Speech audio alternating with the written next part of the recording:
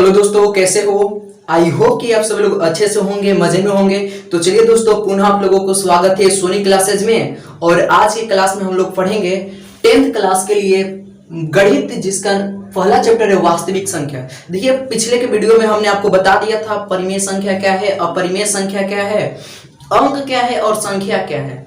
अगर आप वो वीडियो नहीं देखे हैं तो मैं आपसे रिक्वेस्ट करूंगा कि आप वो वीडियो देख ले, ताकि आपके एग्जाम में ऑब्जेक्टिव हो या सब्जेक्टिव क्वेश्चन हो, एक भी ना छूटे।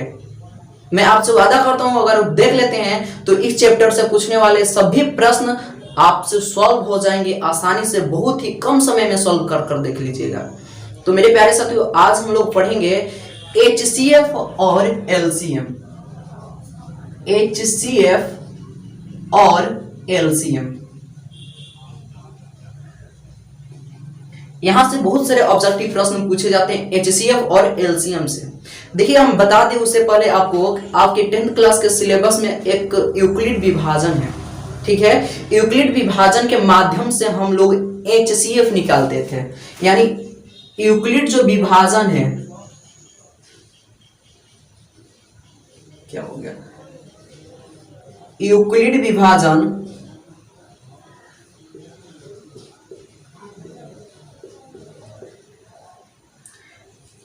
इसके माध्यम से हम लोग सिर्फ HCF निकालते हैं, LCM नहीं। ध्यान दीजिएगा, आपसे ऑब्जेक्टिव का प्रश्न पूछ सकता है कि यूक्लिड विभाजन जो होता है किसके लिए लागू होता है, LCM के लिए कि HCF के लिए। तो आपका आंसर होगा HCF के लिए लागू होता है। अब HCF और LCM को आप ऑब्जेक्टिव में किस प्रकार कम समय में सॉल्व कीजिएगा, ये बहुत मायने रखता है, ठीक है। अब यहां से देखिए, HCF का जो फुल फॉर्म होता है हाई कॉमन फैक्टर।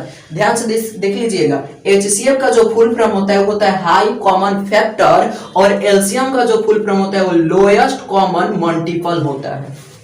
यहां से पहले आप HCF और LCM की परिभाषा समझिए, उसके बाद आप चुटकियों में बहुत ही कम समय में इस टाइप के क्वेश्चन को आप सॉल्व कर सकते हैं। तो ध्यान से सबसे पहले हम लोग देखेंगे कि HCF क्या है। HCF हमने आपको बताया कि इसका फुल फॉर्म होता है हाई कॉमन फैक्टर। देखिए क्या दिया रहेगा आपको, कुछ इस तरह की संख्याएं दी रहेगी, जैसे हम मान लेते हैं, सपोज कीजिए 2, 4, उसके बाद मान लेते हैं 6। और अगर आपसे इसका HCF पूछा जाए तो क्या कर दीजिएगा। तो सबसे पहले आप इसकी परिभाषा समझिए, वह छोटी से छोटी संख्या, ध्यान से देखिए, वह छोटी से छोटी संख्या जो दी हुई संख्याओं को पूर्णतः काट देती है। ध्यान से देखिए, सबसे पहले आप समझिएगा, उतना बढ़िया रहेगा। तो हम आपको बोले कि वह छोटी से छोटी संख्या जो दी हुई संख्या को काट दे, यानी विभाजित कर दे, तो उसको हम लोग कहते हैं HCF। कोनो प्रॉब्लम? HCF किसको कहते हैं? तो वह छोटी से छोटी संख्या जो दी हुई संख्याओं को पूर्णतः विभाजित कर दे, तो उसको कहते हैं HCF। अब यहां पर आइए, LCM की बात करते हैं। LCM क्या होता है? तो वह बड़ी से बड़ी संख्या, वह बड़ी से बड़ी संख्या जो दी हुई संख्याओं से पूर्णतः कट जाए। देखिए, HCF में हमने बताया कि काट दे, और LCM में हम बता रहे हैं कि वह कट जाए। काटना और कटना अलग है, बात देखिएगा यहाँ पर। सबसे पहले हम बताएं HCF में कि वह छोटी से छोटी संख्या जो दी हुई संख्याओं को पूर्णतः काट दे, उसको कहते हैं HCF। और वह बड़ी से बड़ी संख्या जो दी हुई संख्याओं से पूर्णतः कट जाए, उसको कहते हैं LCM। कोनो प्रॉब्लम है LCM और HCF की परिभाषा में? नहीं। अब देखिए, जब निकालने की बात आएगा HCF और LCM, तो आप ध्यान दीजिएगा, बचपन से LCM गुणनखंड विधि से निकालते हुए आए हैं, ठीक है। जो LCM है हम लोग गुणनखंड विधि से निकालते आए थे, लेकिन जब आप गुणनखंड विधि को यूज कीजिएगा तो आपके एग्जाम में बहुत समय लग जाएगा। इसलिए मैं आपको यहाँ पर एक ट्रिक बताने वाला हूँ। अगर वह ट्रिक आपको पसंद आएगा तो दोस्तों अपने ये वीडियो को अपने दोस्तों में शेयर कीजिएगा।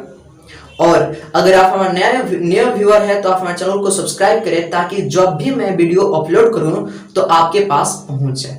कोनो दिक्कत है? तो आइए सबसे पहले हम लोग समझते हैं HCF निकालने का तरीका क्या है। कुछ नहीं करना है, मान लीजिए हम सपोज कीजिए इसी का हमको HCF निकालना है, तो आप कुछ नहीं कीजिएगा, HCF जब कहेगा तो छोटी संख्या को आप ध्यान से देखिएगा। तो 2 4 6 में सबसे छोटी संख्या कौन है? तो आप कहिएगा कि 2 है। 2 4 6 में सबसे छोटी संख्या कौन है? तो 2 है। अब ये देखिएगा क्या 2 इस सभी संख्याओं को विभाजित कर दे रहा है? अगर कर देगा तो समझिए वही आपका HCF हो जाएगा। तो देखिए ये आपको 2 जो है 4 को भी विभाजित करेगा और 6 को भी विभाजित करेगा। तो जो हमारा HCF हो जाएगा, HCF वो आसानी से आप बता सकते हैं इसका 2 होगा। अगर हम यहीं से बात कर दें कि आप बताइए इसका LCM क्या होगा? LCM क्या होगा?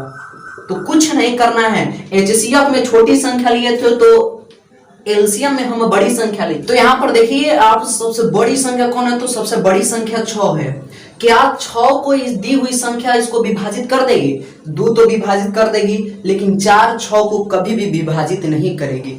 तो आपको यहाँ पर कुछ नहीं करना है, इसमें 2 से गुणा कीजिएगा। 6 में 2 से गुणा कीजिए, कितना होगा? 12। अब 12 को देखिए क्या यह संख्या विभाजित कर देगी? तो देखिए 2 भी विभाजित कर देगा 12 को, 4 भी विभाजित कर देगा 12 को, और 6 भी विभाजित कर देगा 12 को। यानी जो हमारा 2 4 6 का LCM होगा वह 12 हो जाएगा। कोनो प्रॉब्लम है? देखिए अगर हम गुणनखंड विधि से इसको बनाते तो उसमें ज्यादा समय लग जाता। आइए हम आपको गुणनखंड विधि से भी बता देते हैं। देखिए गुणनखंड विधि में हम लोग क्या करते थे, 4 6 का जब हमको लघुत्तम यानी LCM निकालना होता तो हम सबसे पहले 2 से इसको विभाजित करते थे। तो 2 से विभाजित कर देखते हैं तो ये 1 वे में कट चला जाएगा, ये 2 वे में चला जाएगा और ये 3 वे में चला जाएगा। अब हम लोग इसको क्या करेंगे, गुणा करेंगे, 2 गुणे 2 गुणे 3, और जब इसको गुणा करके लिखेंगे तो प्रॉपर्ली हम लोगों का 12 ही आएगा। तो आप अगर इस तरीके से बनाएंगे तो आपको ज्यादा समय लग सकता है, परंतु आप इस तरह से बना सकते हैं तो आपको बहुत ही कम समय लगेगा। यानी आपको करना क्या है कि सबसे अगर LCM निकालना होगा तो आपको सबसे बड़ी संख्या को देखना होगा, और उस बड़ी संख्या को दी हुई संख्या अगर विभाजित कर रही है तो आपका वही LCM हो गया। अगर नहीं विभाजित कर रही है तो बस उसमें 2 का पहाड़ा पढ़ देना है, उसके साथ 2 के पहाड़ा। 2 के बाद अगर 2 मान लीजिए, सपोज कीजिए अगर यहाँ से 2 से नहीं रहता तो हम 3 लेकर जाते हैं, लेकिन हमको 2 में काम चल गए, यानी 12 जब 6 से 2 से गुणा किए तो 12 आया, तो 12 में 2 से विभाजित किए तो विभाजित होगा, 4 भी 12 को विभाजित कर देगा, 6 भी विभाजित कर देगा, इसलिए इसका जो LCM हुआ 12 हुआ। और HCF में हमने आपको क्या बताया कि सबसे छोटी संख्या को देखना है, अगर वह सभी संख्या को विभाजित कर दे रही है तो वही LCF हो जाएगा। अब सपोज कीजिए जरा इसको देखिए तो 5 10 और 25 का HCF कितना हो जाएगा? HCF क्या हो जाएगा? कुछ नहीं करना है, हमने आपको बताया कि सबसे छोटी संख्या को आपको खोजना है। तो सबसे छोटी संख्या आपको यहाँ पर दिखाई दे रही है 5 है। क्या 5 इस सभी संख्याओं को विभाजित कर दे रही है? तो हाँ, 5 10 को भी विभाजित कर रही है, 25 को भी विभाजित कर रही है, यानी आपका जो HCF है वो कितना हो जाएगा? 5 हो जाएगा। अगर इसी को हम इस तरह बनाए होते भाग विधि से, जिसे हम थोड़ा बचपन से बनाते आ रहे हैं, तो उसमें ज्यादा समय लग जाता। देखिए किस तरह, अगर हम लिखते थे इस तरह की 5 जो सबसे छोटा है सबसे बड़का में भाग देते थे, तो 25 चला गया, 25 कट गया। अब क्या करेंगे तो फिर 5 को उतारते थे और 10 में भाग करेंगे तो 5 दूनी 10 कट गया। अब आपको देखिए जो मसा यानी HCF आएगा वो कितना हुआ? 5 हुआ। आपको इस तरह बनाने में ज्यादा समय लग सकता है, हम मानते हैं कि आपको ये सब आता है, लेकिन आपको एग्जाम के अकॉर्डिंग किस प्रकार तैयार होना है ये आपको समझना है। तो देखिए अगर इस तरह बनाएंगे तो आपको कम समय लगेगा, तो हालांकि आप इसी तरह से बनाइएगा जो हमने बताया। कोनो प्रॉब्लम है यहाँ पर? सपोज कीजिए अगर मान लेते हैं हम यहाँ पर 2 8 और 7, इसका HCF क्या होगा? तो आप क्या कहेंगे? HCF बताइए इसका आप। तो सबसे कुछ नहीं, हमने आपको बताया कि सबसे छोटी संख्या को देखना है। सबसे छोटी संख्या, क्या यह सबसे छोटी संख्या दी हुई संख्याओं को विभाजित कर देगी? नहीं करेगी। 2 तो 8 को विभाजित कर देगी, लेकिन 2 7 को विभाजित नहीं कर पाएगी। तो आप इस कंडीशन में कुछ नहीं कीजिएगा, बस सिर्फ 2 का अभाज्य गुणनखंड निकाल दीजिए, यानी उसका गुणनखंड कीजिएगा। तो 2 का गुणनखंड होगा 2 गुणे 1, होगा कि नहीं होगा? अब देखिए 2 इसके अभाज्य गुणनखंड से देखिएगा क्या अभाज्य गुणनखंड से संख्याएं कट जा रही है? अगर कट जा रही होगी तो आपका HCF हो जाएगा। अगर नहीं कटेगी, कटवे करेगा, देखिए यहाँ से 2 से इस सबसे विभाजित करेंगे तो नहीं होगा, 1 से तो विभाजित हो जाएगा। जब 1 को विभाजित कर दिया सभी संख्या को तो हमारा HCF कितना हो गया, 1 हो गया। कोई प्रॉब्लम है? तो ये रहा एलसीएम और HCF। अब यहां से आपके एग्जाम में पूछता है गुणनखंड। ध्यान से देखिए, आप थोड़ा गुणनखंड समझ जाइए। गुणनखंड क्या है? गुणनखंड पूछता है आपसे। देखिए अब पूछेगा हम लोगों के से भाई गुणनखंड बताइए। जैसे हम दे दिए यहां पर 124 का अभाज्य गुणनखंड लिखे,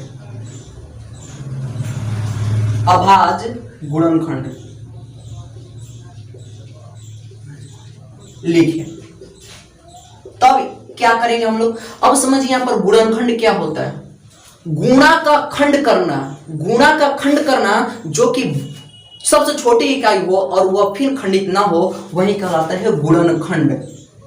गुणा का खंड कर देना ही गुणनखंड कहलाता है। तो देखिए 124 का गुणनखंड निकालना है कि नहीं? तो कुछ नहीं करना है, सिर्फ आपको 124 करना है। और आप जानते हैं कि जब हम लोग अभाज्य गुणनखंड निकालते हैं या एलसीएम निकालते हैं तो 2 से सबसे पहले लेके जाते हैं। तो देखिए क्या ये 2 से 124 विभाजित हो जाएगा? हाँ हो जाएगा, यहाँ पर कट जाएगा। देखिए वो 6 यहाँ पर हो जाएगा 62, हो जाएगा कि नहीं? हो जाएगा, आराम से हो जाएगा। अब फिर देखिए क्या यह 2 से विभाजित हो जाएगा? हाँ 2 से भी विभाजित होगा। 3 दूनी 6, 31 हो गया, हुआ कि ना हुआ? अब क्या 31 विभाजित तो हो सकता है 2 से, 3 से, 4 से, 5 से, किसी भेद से भी। अब 31 विभाजित नहीं हो सकता है तो हम लिख सकते हैं सिंपलीफाई 2 गुणे 2 गुणे 31, यही इसका अभाज्य गुणनखंड हो गया। आप इस तरह भी लिखिएगा। देखिए अब अगर आप गुणा करते हैं तो 2 दूनी के 4 और 31 चौका कितना हो जाएगा? 124। तो प्रॉब्लम है। और आप इसको इस तरह भी लिख सकते हैं 2 पे पावर 2 गुणे 31, यानी 2 कौली में, कौली है 2 हाली है। कोनो दिक्कत है? अभाज्य गुणनखंड पूछेगा तो बना दीजिएगा। अब आप जरा हमको बताइए 625 का अभाज्य गुणनखंड कितना होगा? तो 625 का अभाज्य गुणनखंड सबसे पहले 2 से देखते हैं। क्या 2 से 625 विभाजित होगा? तो 2 से 625 विभाजित नहीं होगा। फिर 3 से देखेंगे तो 3 से भी विभाजित नहीं होगा। फिर 4 से देखिए, क्या यह 4 से विभाजित हो जाएगा? नहीं होगा, डायरेक्टली ये 5 से विभाजित होगा। 5 से लेके चले जाएंगे तो ये चला जाएगा कितना? 625 है तो 125 चला गया। फिर 5 से चला जाएगा 25, फिर 5 से चला जाएगा 5। अब उसके बाद ये नहीं कट सकता है तो आप लिख सकते हैं 5 गुणे 5 गुणे 5 गुणे 5। आप इस तरह भी लिख सकते हैं 5 के पावर 5। ये हुआ आपका अभाज्य गुणनखंड। कोनो प्रॉब्लम है? अगर हाँ वीडियो आपको पसंद आया होगा तो वीडियो अपने दोस्तों में भी शेयर कीजिएगा और अपना मत जरूर दीजिएगा। कमेंट बॉक्स का खाली है। तो यहीं से आपके बोर्ड एग्जाम में क्वेश्चन बनते हैं, इससे बाहर कोई नहीं पूछेगा। चलिए और कुछ फॉर्मूला वाला सूत्र जैसे है कि एलसीएम और HCF निकालने का तरीका, आगे की ओर बढ़ते हैं हम लोग। देखिए अब यहां पर कुछ फॉर्मूला है, जैसे पहली संख्या गुणे दूसरी संख्या बराबर में होता है लसअ गुणे मसअ। देखिए अगर पहली संख्या और दूसरी संख्या है और उसका गुणनफल पूछ रहा है तो उसके बराबर क्या होता है? तो लसअ गुणे मसअ होता है। अब यहां पर देखिए पहली संख्या बराबर अगर हम निकालना चाहेंगे, पहली संख्या बराबर तो क्या हो सकता है? तो पहली संख्या बराबर होता है लसअ गुणे मसअ बटे में। अब ये देखिए इधर गुणा में है तो इधर चले जाएगा तो किसमें हो जाएगा? भागा में हो जाएगा। आप सिंपली समझ सकते हैं लसअ गुणे मसअ बटे में दूसरी संख्या। अगर आपसे पूछा जाए कि भैया आप बताइए कि दूसरी संख्या बराबर क्या हो जाएगा, दूसरी संख्या बराबर, तो आप क्या कहेंगे कि लसअ गुणे मसअ बटे में क्या हो सकता है? पहली संख्या, पहली संख्या। इतना कौन प्रॉब्लम है? अगर आपसे पूछ दिया जाए कि लसअ बराबर बताइए तो क्या होगा? तो लसअ बराबर होगा पहली संख्या पहली संख्या गुणे दूसरी संख्या बटे में मस। अगर आपसे पूछ दिया जाए कि मस बराबर क्या होगा तो आप क्या कहिएगा? पहली संख्या गुणे दूसरी संख्या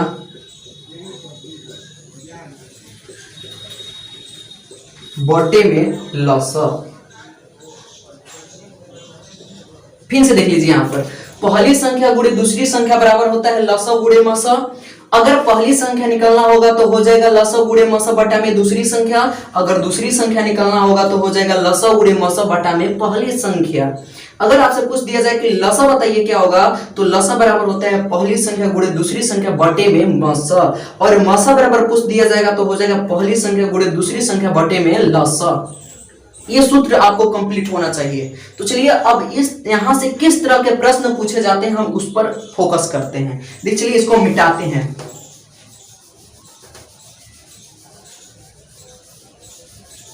सपोज कीजिए यहां पर पहली संख्या बराबर हमको दिया है, पहली संख्या बराबर हमको दे दिया है 50 और दूसरी संख्या बराबर दे दिया है 25 और इसका लसा दे दिया है, इसका लसा दे दिया है 100। आपसे पूछा जा रहा है कि HCF क्या होगा, यानी मस क्या होगा, मस। तो आप सूत्र से बना सकते हैं, यानी पहली संख्या और दूसरी संख्या दे दिया है और लसा भी दिया है और मसा पूछ रहा है, तो आप आसानी से बना सकते हैं। मसा का सूत्र क्या होता है हमने अभी आपको बताया। मसा का सूत्र होता है पहली संख्या गुणे दूसरी संख्या, पहली संख्या गुणे दूसरी संख्या बटे में हो गया मस। तो 25 5 125, 1250 बटों में 100। अब यहां से आप कटा सकते हैं, कट गया कि ना कट गया, 5 दूनी 10, 25 5 125, यानी जो मस आ गया आपका वो हो गया 25/2। आया कि नहीं आया समझ में? यानी मस का जो सूत्र होता है पहली संख्या गुणे दूसरी संख्या बटे में लसा। लसा आपको दे दिया है 100 और पहली संख्या है 25 और दूसरी संख्या पहली संख्या है 50 और दूसरी संख्या है 25। तो आपको मसा निकालना है, आप वैल्यू पुट कर देंगे आ जाएगा। तो आपको वीडियो कैसा लगा? अगर अच्छा लगा तो आप अपने दोस्तों में शेयर करिए और ऐसा ही वीडियो पाने के लिए आप हमारे चैनल को सब्सक्राइब करें और बगल में लाल बटन को दबा दीजिए ताकि जब भी मैं वीडियो अपलोड करूं तो उसका नोटिफिकेशन सबसे पहले आप तक पहुंच जाएगा। तो चलिए मिलते हैं नेक्स्ट वीडियो में, तब तक के लिए इतना ही। सभी को जय हिंद दोस्तों।